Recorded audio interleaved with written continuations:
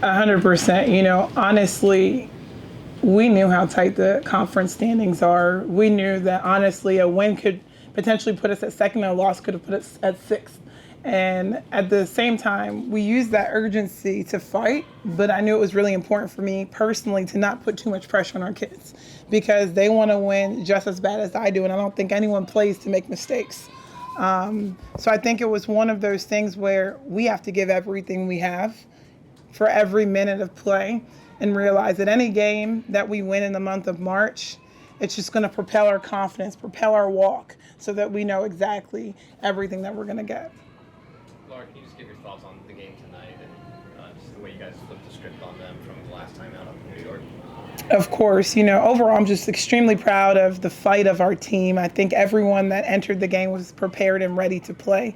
The level of intensity, the level of aggression, I felt as though our team looked conditioned. We looked tough. We looked focused on our defensive assignments. We were there for our team. Overall, I felt this was one of our better games that we played.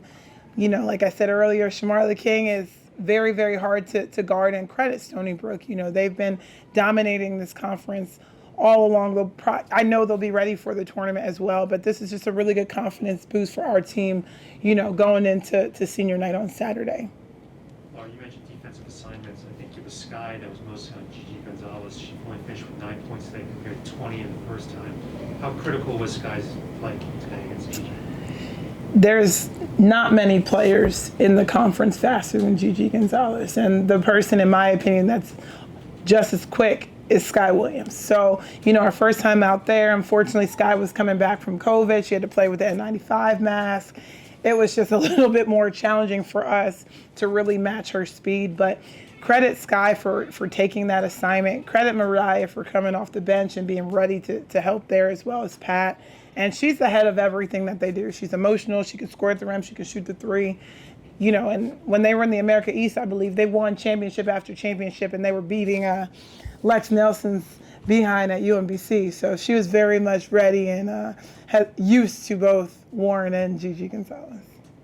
Coach, you finished with 44 points in the paint, the most since our home opener against Longwood. Can you talk about what went on going into the paint with Taya and Quinn? Of course. The emphasis today was throw the ball inside. Quinn is playing great basketball. Ty's playing great basketball. They were, without Pittman, they're definitely considerably smaller. So we can't run with their speed. Their speed is something that we haven't seen. But what we can do is throw the ball in and try to get points in the paint. Kylie's able to make point-blank layups and take her time and focus in to actually convert a lot of those baskets that earlier on she wasn't making. So it's good for her to get a 20-point game, for Pat to get a 20-point game, because those two are just so crucial for our success. Patricia's 20-point game's career high. Was that what you anticipated from her in terms of what she was able to do tonight? Pat was brought in to be the future of our program. I knew exactly what Pat was capable when I recruited her from CCBC. I think this team dealt with a lot of change. A lot of people left.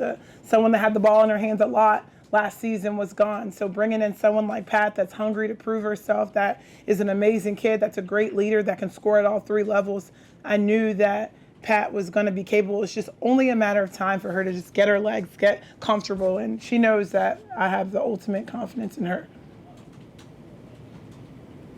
Coach, can you talk about the defense? 10 steals tonight as a team, and it seemed like, even the stuff where you guys didn't come away with or a steal, they were turning the ball over, throwing it out of bounds. Just talk about how you were able to disrupt their rhythm, and they weren't really, there was a lot of times where they weren't really able to settle in for their offense for considerable stretches. For sure. Championships are about defense, rebounding, and focus, and really have been instilling that into our team as we go into practice. We are repping the other team's sets, both in man, both in zone, and ultimately, every team is scouted at this point in the season. So, one, players have to make plays, but two, teams have to make stops. And I just am so proud of how our team, this was a gritty win for them, just figuring out ways to get things done, unconventionally too. How important was this game? It was a very important game. We talked about it before, just staying focused, following the game plan, and just play to the end. Patricia scored a career-high 20 points. Were you just feeling it tonight? What was there? Was it something that you were taking advantage of in terms of defense? Yeah, I mean, the last couple of games I've been in rhythm, shooting when I'm open, when my feet are set, and Coach Harper has given me a lot of confidence to take those shots, and we practice those shots in practice. So, I'm just giving what the defense, I'm just taking what the defense gives me.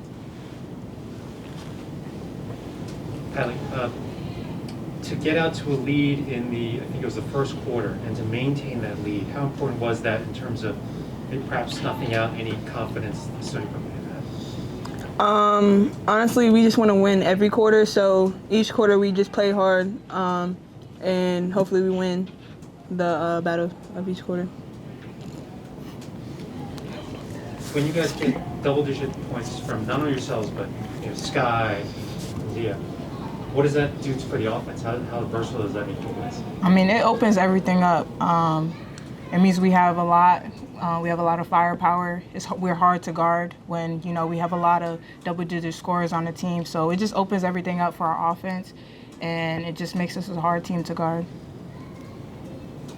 Basically, to piggyback off Pat, it makes us hard to guard our depth in the team. When somebody's down, somebody can pick each other up and just keep it pushing.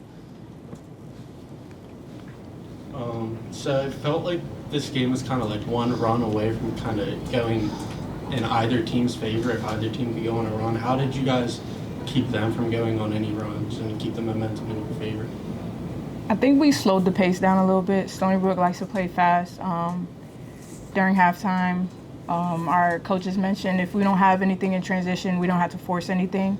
So just slowing the pace down so that we can get back and play defense, and so Stony Brook doesn't run it down our throat. And then when they showed you that press kind of like at the end of the game, has that been something you guys were prepared for? And what did you guys say to each other kind of to be prepared for that? You want me to go? There you go. Okay. Can you repeat the question, please? Sorry. They started like pressing a little bit at the end of the game.